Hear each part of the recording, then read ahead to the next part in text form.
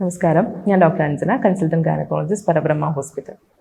Hot flushes, അതായത് ദേഹത്ത് അമിതമായ ചൂട് വരിക, ഒരു പെരിമെനപ്പോസൽ ഏജ് ഗ്രൂപ്പ് അല്ലെങ്കിൽ മെനപ്പോസൽ ഏജ് ഗ്രൂപ്പ് എന്ന് വെച്ച് കഴിഞ്ഞാൽ ആർത്തവം നിന്ന സ്ത്രീകളിൽ അല്ലെങ്കിൽ ആർത്തവം നിൽക്കാറായ സ്ത്രീകളിൽ കണ്ടുവരുന്ന ഒരു പ്രധാന ലക്ഷണമാണ് ഈ ഹോട്ട് ഫ്ലഷസ്.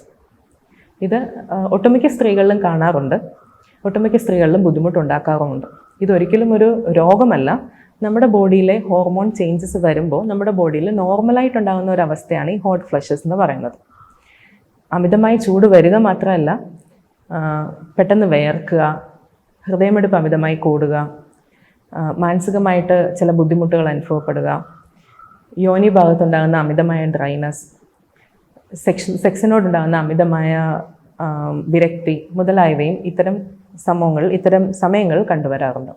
പീരീഡ്സ് നിൽക്കാറാവുന്നതിന് 1 വർഷം മുമ്പ് മുതൽ പീരീഡ്സ് നിന്ന് കഴിഞ്ഞിട്ട് 5-6 വർഷം വരെ ഇത്തരം സിംറ്റംസുകൾ കാണാറുണ്ട് പൊതുവെ.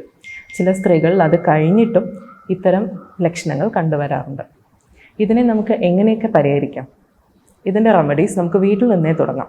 അതായത് പ്രോപ്പറായിട്ടുള്ള ഉറക്കം കിട്ടുക, പ്രോപ്പറായിട്ടുള്ള റിലാക്സേഷൻ, ചൂടുള്ള ഭക്ഷണം അല്ലെങ്കിൽ സ്പൈസി ഫുഡുകൾ മാക്സിമം അവോയ്ഡ് ചെയ്യുക.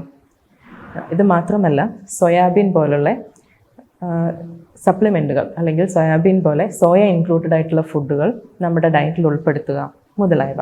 ഇതിലൊന്നും നിന്നില്ല എന്നുണ്ടെങ്കിൽ ഒരു ഡോക്ടറിനെ സമീപിച്ച് പ്രോപ്പറായിട്ടുള്ള ടാബ്ലറ്റുകൾ, അത് പല രീതിയിലുണ്ട്. SSRI പോലുള്ള ടാബ്ലറ്റുകളുണ്ട്, ഗാബാപെൻറ്റിൻ എല്ലാവരും കേട്ട് കാണും, അങ്ങനത്തെ ടാബ്ലറ്റുകളുണ്ട്. ഇതൊക്കെ നോൺ ഹോർമോണലാണ്. പിന്നെ ഹോർമോണൽ ഈസ്ട്രജൻ പോലുള്ള ടാബ്ലറ്റുകളുണ്ട്. ഇതെല്ലാം പ്രോപ്പറായ ഒരു ഡോക്ടറിനെ സമീപിച്ചതിന് ശേഷം ട്രീറ്റ്മെൻറ്റ് എടുക്കാവുന്നതാണ്. ഇത്തരം ടിപ്സുകൾക്കായി പരബ്രഹ്മ ഹോസ്പിറ്റലിൻ്റെ പേജ് ഫോളോ ചെയ്യുക.